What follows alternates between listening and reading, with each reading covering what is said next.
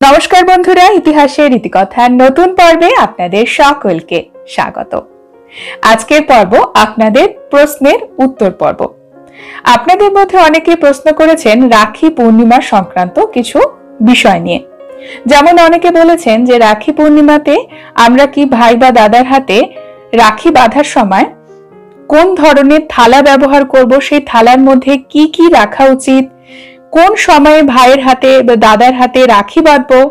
এমনও প্রশ্ন করেছেন এই দিনে কি উপোস রাখতে হবে, যতক্ষণ না রাখি বাঁধা হচ্ছে ততক্ষণ পর্যন্ত। ভাই বা দাদা সেও কি উপোস রাখবে, না শুধু দিদি বা বোনকে উপোস রাখতে হবে। আবার অনেকে প্রশ্ন করেছেন রাখি বাঁধার শুভ সময় কখন, কোন দিকে মুখ করে রাখি বাঁধতে হয়, রাখি কেমন হওয়া উচিত। এই সকল প্রশ্নের উত্তর আজকের পর্ব থেকে আপনারা পেয়ে যাবেন, তাই ভিডিওটি শেষ পর্যন্ত দেখতে থাকুন। রাখি বন্ধন উৎসব আমাদের ভারতীয় সভ্যতা সংস্কৃতির সঙ্গে অঙ্গাঙ্গিভাবে জড়িত। আমাদের সনাতনী সভ্যতায় এত সুন্দর, এত পবিত্র উৎসব আর দ্বিতীয়টি হয় না। ভাই বোনের এই পবিত্র ভালোবাসার বন্ধন হলো রাখি। রাখি বন্ধন বা রাখি পূর্ণিমার উৎসবের প্রচলন বহু প্রাচীন, হাজার হাজার বছর ধরে এটি পালিত হয়ে আসছে। তবে বাঙালিদের মধ্যে এর প্রচলন এখন অনেক বেড়েছে, আগে এতটাও ছিল না। যদিও রবীন্দ্রনাথ ঠাকুর রাখি বন্ধনের সূচনা করেছিলেন বাঙালিদের মধ্যে প্রতিবাদ হিসেবে স্বাধীনতা আন্দোলনের সময়। এছাড়াও রাখির অনেক প্রাচীন দৃষ্টান্ত আমরা পাই মহাভারতের যুগে, সেখানে শ্রীকৃষ্ণকে রাখি বেঁধে দিয়েছিলেন দ্রৌপদী। রাখি বন্ধনকে ঘিরে এইরকম বহু গল্প রয়েছে। এই গল্পগুলি আমাদের চ্যানেল থেকে পেয়ে যাবেন। এই ভিডিওগুলোর লিংক আপনারা এন্ড স্ক্রিনে পাবেন, অবশ্যই শুনবেন। প্রথমেই রাখি কেমন হওয়া উচিত, আপনাদের মধ্যে অনেকে প্রশ্ন করেছিলেন এই প্রথম প্রশ্ন। যেহেতু এটি রাখি বন্ধন উৎসব, তাই রাখি দিয়ে শুরু করছি। সেই রাখিটি কেমন হওয়া উচিত? রাখির সুতো সাধারণত রেশমের সুতো হলে ভালো। রেশমের সুতোকে পবিত্র সুতো হিসেবে মানা হয়, সুতির সুতো হলেও চলবে। বর্তমান সময়ে অনেকেই ভাই বা দাদাকে রাখি পরান বিভিন্ন ধাতু দিয়ে তৈরি রাখি, যেমন সোনা, রূপো, অন্যান্য মিশ্রণ ধাতু যেগুলো থাকে, মিক্সড মেটাল, সেই রকম রাখিও পরান। একটি জিনিস মাথায় রাখবেন, রাখিকে যেহেতু রক্ষা সূত্র বলা হয়, পবিত্র সুতো, তাই এই ধাগার মধ্যে যেন একটু রেশমের সুতো থাকে। যদি আপনি আপনার ভাই বা দাদার জন্য এরকম রাখি কিনে থাকেন, তবে এর সাথে আপনি একটু রেশমের সুতো জড়িয়ে দেবেন যখন হাতে পরাবেন। দ্বিতীয় প্রশ্ন, রাখি পূর্ণিমার দিন কি আমরা উপোস করে থাকবো, ভাই বা বোন দুজনেই, বা দাদা দিদি দুজনেই, নাকি উপোস না করলেও চলবে? দেখুন, এটি সম্পূর্ণভাবে আপনাদের ব্যক্তিগত ব্যাপার, আপনাদের শরীরের ব্যাপার। এই উৎসবে বা পুজোতে উপোসটা অনেকেই করেন, আবার অনেকে করতে পারেন না, অনেক কারণ থাকে সেজন্য। তাই আপনারা যতটা সম্ভব যখন রাখি বাঁধছেন তার আগ পর্যন্ত উপোস করতে পারেন যদি সম্ভব হয়। আর যদি না সম্ভব হয়, আপনারা খাবার গ্রহণ করুন, শরবত খেতে পারেন, ফল খেতে পারেন, অনেক ধরনের খাবার উপোসে খাওয়া যায়, যেমন সাবুদানা, এই সকল খেতেই পারেন। উপোস করলেও চলবে বা খেলেও চলবে, এতে কোনো সমস্যা হবে না। আপনাদের তৃতীয় প্রশ্ন ছিল রাখির থালা কেমন হওয়া উচিত এবং এই থালাতে কি কি রাখা হয় বা রাখতে হয়। এই প্রশ্নের উত্তর, আমাদের সনাতন ধর্মে যে কোনো শুভ অনুষ্ঠানে, পুজোতে আমরা তামা পিতলের বাসন ব্যবহার করি। তামা পিতল অত্যন্ত পবিত্র ধাতু। আপনাদের বাড়িতে যদি তামা পিতলের বাসন থাকে, সেই রকম থালা থাকলে আপনারা এটি ব্যবহার করতে পারেন। এছাড়াও কাঠের থালা ব্যবহার করা যায় পুজোতে। মাটিও ব্যবহার করতে পারা যায়, মাটির বিভিন্ন রকম ডেকোরেশন করা এখন থালা পাওয়া যায়, সেগুলো ব্যবহার করতে পারেন। প্লাস্টিকের থালা না ব্যবহার করাই ভালো। স্টিলের থালাও যতটা সম্ভব বর্জন করুন। এই থালাতে কি কি রাখা হয়? প্রথমে রাখবেন ভাইকে বাঁধার জন্য হাতের কবজিতে একটি রাখি, আপনার যতগুলি ভাই রয়েছে সেই অনুসারে। রাখি যেন রঙিন হয়, রঙিন রাখি ভাই বা দাদার হাতে বাঁধবেন। ভাইয়ের কপালে তিলক দেওয়ার জন্য রাখতে হবে কুমকুম অথবা রলি অথবা অক্ষত। বন্ধুরা, কুমকুম আমরা অনেকে বুঝে গেলাম যে লাল রঙের একরকম সিঁদুরের মতো হয়, কিন্তু এটি সিঁদুর নয়। রলিও ঠিক ওরকমই হয়, লাল রঙের। এই দুটো জিনিস খুব পবিত্র, আপনারা দর্শকর্মার দোকান থেকে পেয়ে যাবেন। আরেকটা জিনিস যেটা বললাম সেটা হচ্ছে অক্ষত। অক্ষত অনেকেই হয়তো বুঝবেন না, আসলে অবাঙালি হিন্দুদের মধ্যে এটির প্রচলন খুব বেশি। যে কোনো অনুষ্ঠানে শুভ কাজে তারা এটি কপালে অনেকটা তিলকের মতো ধারণ করেন, অনেকেই খেয়াল করেছেন। এই অক্ষত কিভাবে তৈরি করবেন? অক্ষতের মধ্যে থাকে গোটা আতপ চাল। আতপ চালে গুঁড়ো অনেকে ব্যবহার করেন, যার যেমন নিয়ম আছে সে অনুসারে। তার মধ্যে ঘি থাকে, হলুদ থাকে এবং কুমকুম থাকে বা রলি থাকে। এই সকল কিছু একসাথে মিশিয়ে নিয়ে একটি মিশ্রণ তৈরি করা হয় এবং সেটি শুভ কাজে কপালে তিলক হিসেবে পরা হয়। কুমকুম, রলি বা অক্ষত এই তিনটির মধ্যে যে কোনো একটি থাকলেই চলবে। আর চন্দন রাখবেন। আমরাও ভাইফোঁটার সময় ভাইয়ের কপালে দাদার কপালে চন্দনের ফোঁটা দিই, এক্ষেত্রেও চন্দনের ফোঁটা দেওয়ার জন্য চন্দন রাখবেন। সাদা চন্দন, লাল চন্দন, আপনার বাড়িতে যেটি রয়েছে আপনি সেটি ব্যবহার করুন। আরো যে সকল জিনিস রাখা হয় সেগুলির মধ্যে থাকে নারকেল। নারকেল যে কোনো শুভ অনুষ্ঠানে আমাদের হিন্দু ধর্মে ব্যবহার হয়। মিষ্টি, আপনার দাদার বা ভাইয়ের বা আপনার পছন্দ মতো আপনি মিষ্টি রাখতে পারেন। আপনার যতগুলি মিষ্টি পছন্দ, আপনার সাধ্য অনুসারে, পছন্দ অনুসারে।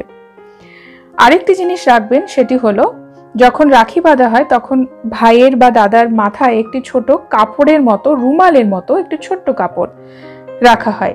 সেই কাপড়, সেটি রঙিন হলে ভালো হয়, রাখুন। এবং ভাইকে বা দাদাকে যে উপহার দেবেন, টাকা হতে পারে বা যে উপহার, সেটিও আপনি ওই থালার মধ্যে সাজিয়ে নিতে পারেন। আরেকটি জিনিস, সেটি হলো ঘিয়ের প্রদীপ। অবশ্যই ঘিয়ের প্রদীপ ব্যবহার করুন, একটি মাত্র প্রদীপ। মনে রাখবেন, আমাদের সনাতন ধর্মে যে কোনো শুভ অনুষ্ঠানে, আমার পুরনো ভিডিওগুলোতে আপনারা শুনলে পাবেন, ঘিয়ের প্রদীপ ব্যবহার করতে বলি। কারণ ঘিয়ের প্রদীপ যে কোনো শুভ অনুষ্ঠানে খুবই মঙ্গলকর, খুবই শুভ ফল দেয়। তাই অন্তত একটি ঘিয়ের প্রদীপ জ্বালান যে কোনো শুভ অনুষ্ঠানে। রাখিতেও অবশ্যই এই প্রদীপ রাখবেন এই থালির মধ্যে। এই সকল সামগ্রী, রাখির সামগ্রী প্রয়োজন হয়, এর থেকে বেশি আর কিছু প্রয়োজন হয় না। এটি হলো আমাদের ট্র্যাডিশনাল ঐতিহ্যবাহী রাখির থালি। আপনাদের পরবর্তী প্রশ্ন ছিল, কোন দিকে মুখ করে ভাই বা দাদার হাতে রাখি বাঁধা শুভ? প্রশ্নের উত্তর, পূর্ব অথবা উত্তর দিকে মুখ করে ভাই বা দাদার হাতে রাখি পরাবেন। এবং রাখি পরাবেন কোন হাতে? ডান হাতের কবজিতে রাখি বাঁধার নিয়ম। রাখি বাঁধার সময় একটি মন্ত্র উচ্চারণ করতে হয়। সেই মন্ত্রটি যদি আপনারা উচ্চারণ করতে পারেন, করবেন। আর যদি আপনারা না পারেন, কোনো সমস্যা নেই। ঈশ্বরের কাছে, ভগবানের কাছে প্রার্থনা করুন আপনার ভাইয়ের মঙ্গলের জন্য, দীর্ঘায়ুর জন্য, সুস্থ সুন্দর জীবনের জন্য। আর কিছুর প্রয়োজন হবে না। আজকের পর্বে আমরা জানব রাখি পূর্ণিমা, শ্রাবণী পূর্ণিমা, ঝুলন পূর্ণিমা, যাকে আমরা সৌভাগ্য পূর্ণিমাও বলে থাকি। এই পূর্ণিমা তিথিতে ভাইয়ের হাতে রাখি বাঁধার সময় যে ভুলগুলি আমরা করব না। রাখি পূর্ণিমাতে আমরা একটি শুভ সময়ে রাখি বাঁধি ভাইয়ের হাতে। আমাদের হিন্দু ধর্মে প্রত্যেকটি পুজো পার্বণ, ব্রত অনুষ্ঠানের শুভ মুহূর্ত থাকে এবং সেই মুহূর্ত ধরে পুজো করলে, সেই ব্রত অনুষ্ঠান বা রাখি যে কোনো কিছুই পালন করলে শুভ ফল পাওয়া যায়। রাখি পূর্ণিমার ক্ষেত্রেও এই বিষয়টি সমানভাবে কাজ করে। রাখি বন্ধনের ইতিহাস ভারতবর্ষে বহু প্রাচীন। মহাভারতের যুগ থেকেই রাখির প্রচলন ছিল। মহাভারতের কাহিনী থেকে জানা যায়, দ্রৌপদী ভগবান কৃষ্ণের হাতে একটি কাপড় বেঁধে দিয়েছিলেন যখন ভগবান শ্রীকৃষ্ণের হাত থেকে রক্তক্ষরণ হয়েছিল এবং ভগবান শ্রীকৃষ্ণ তাকে তার বিপদে রক্ষা করার প্রতিশ্রুতি দিয়েছিলেন। অন্য বিশ্বাস অনুসারে মৃত্যুর দেবতা যমরাজ তার বোনকে আশীর্বাদ করেছিলেন এবং প্রতিশ্রুতি দিয়েছিলেন শ্রাবণী পূর্ণিমার শুভ দিনে রাখি বাঁধা সমস্ত বোন তার ভাইদের জন্য আশীর্বাদ পাবে। এইরকম বহু ঐতিহাসিক পৌরাণিক কাহিনী রয়েছে আমাদের সনাতন ধর্মে। রাখিকে কেন্দ্র করে। রাখির মতো এত সুন্দর অনুষ্ঠান ভারতবর্ষ ছাড়া পৃথিবীর আর কোনো দেশে নেই। ভারতবর্ষ এমন একটি দেশ যে দেশে ভাই বোনের এত সুন্দর সম্পর্ককে আমরা উদযাপন করি উৎসবের মাধ্যমে। বন্ধুরা, প্রথমেই বললাম একটি শুভ সময় থাকে প্রত্যেকটি ব্রত অনুষ্ঠানের, রাখির ক্ষেত্রেও কিন্তু সেটি রয়েছে। আরো একটি বিষয়, রাখি বাঁধার শুভ সময় হলো যখন শ্রাবণী পূর্ণিমার প্রথম ভাগ শেষ হয়ে যায় এবং অপরাহ্নকাল অর্থাৎ বিকেলের দিকে আসে সেই সময়। অপরাহ্নকাল অর্থাৎ বিকেলের দিক হলো রাখি বাঁধার জন্য শুভ সময়। কিন্তু মনে রাখবেন, কখনোই রাহু কালে ভাইয়ের হাতে রাখি বাঁধবেন না। একে ভাদ্রকালও বলে। শ্রাবণী পূর্ণিমার প্রথম দিকের সময় অর্থাৎ পূর্ণিমা শুরুর প্রথম বেশ কয়েক ঘন্টা থাকে রাহু কাল বা ভাদ্রকাল। এই সময় অশুভ বলে বিবেচিত। রামায়ণ থেকে জানা যায় শূর্পণখা এই সময় রাবণের হাতে রাখি বেঁধেছিলেন। পরবর্তী সময়ে রাবণের কি হয়েছিল সেটি আমরা সকলেই জানি। আরো একটি বিষয়, রাখি বাঁধার সময় ভাই সবসময় পূর্ব অথবা উত্তর দিকে মুখ করে থাকবে। ভাইয়ের মুখ সবসময় যেন পূর্ব বা উত্তর দিকে থাকে, কখনো যেন দক্ষিণ দিকে না থাকে। রাখি পূর্ণিমার দিনে ভাই বোনেরা কখনোই ঝগড়া বিবাদে নিজেরা জড়াবেন না এবং কেউ কাউকে খারাপ কথাও বলবেন না। এই শুভ দিন কিন্তু অশুভ হয়ে যাবে। রাখির দিনে পুজোর স্থান ভালোভাবে পরিষ্কার করবেন। একটি পরিষ্কার আসনে বসেই ভাইকে রাখি পরাবেন এবং ভাইও বসবেন একটি পরিষ্কার আসনে, টুলে অথবা কোনো উঁচু বেদিতে। শুকনো মাটিতে বসে ভাই বা বোন কেউই রাখি বাঁধবেন না এবং রাখির পুজো করবেন না। আরো একটি বিষয়, রাখি বাঁধার সময় ভালোভাবে দেখে নেবেন সেই রাখিতে শুভ চিহ্ন আছে কিনা, যেমন স্বস্তিক চিহ্ন, ঘটের চিহ্ন, এই ধরনের মাঙ্গলিক শুভ চিহ্ন রয়েছে কিনা সেই রাখিতে, সেটি দেখেই রাখি কিনবেন। রাখি যেন ছেঁড়া না হয়। ছেঁড়া রাখি যদি কোনোভাবে আপনি কিনে ফেলেন না দেখে, সেটি কিন্তু আপনি পরিবর্তন করবেন এবং নতুন করে রাখি বানাতে পারেন বা কিনতে পারেন।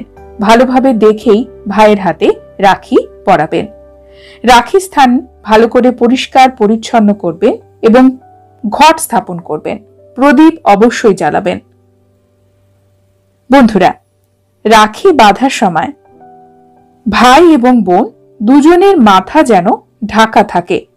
মূলত একটি রুমাল দিয়ে ভাই তার মাথা ঢেকে রাখে এবং বোনেরা ওড়না ব্যবহার করতে পারেন, কিন্তু কারো মাথা যেন ফাঁকা না থাকে। রাখি বাঁধার সময় বোনেরা সবসময় ভাইদের ডান হাতের কবজিতে রাখি বাঁধবেন। বোনেরা রাখি বাঁধার সময় ভাইকে কখনো উপহার হিসেবে কোনো রকম ধারালো বস্তু দেবেন না। এটি রাখি বন্ধনে উপহার হিসেবে সবচেয়ে অশুভ বলে মনে করা হয়। আপনারা ভাইয়ের সাথে ইয়ার্কি করেও এই ধরনের উপহার দেবেন না। একে অপরের মিষ্টি মুখ অবশ্যই করাবেন এবং করবেন। এটি রাখির অন্যতম একটি প্রধান নিয়ম। রাখি বাঁধার সময় প্রার্থনা করবেন ভগবানের কাছে এবং কপালে তিলক লাগান। ভাইয়ের হাতে রাখি বাঁধার আগে আপনার বাড়িতে যদি গণেশ থাকে অথবা লাড্ডু গোপাল থাকে, তাদের হাতে আগে রাখি বাঁধুন, তারপরে ভাইয়ের হাতে রাখি বাঁধুন। বন্ধুরা, এই সামান্য কয়েকটি নিয়ম অবশ্যই মাথায় রাখবেন রাখি পূর্ণিমাতে ভাইয়ের হাতে রাখি বাঁধার সময়। আজকের পর্ব এখানে শেষ করছি। পরবর্তী পর্বে নতুন একটি বিষয় নিয়ে আপনাদের সঙ্গে কথা হবে। ততক্ষণ সকলে সুস্থ থাকুন, ভালো থাকুন। আর পুরো ভিডিওটি দেখার জন্য আপনাদের অসংখ্য অসংখ্য ধন্যবাদ।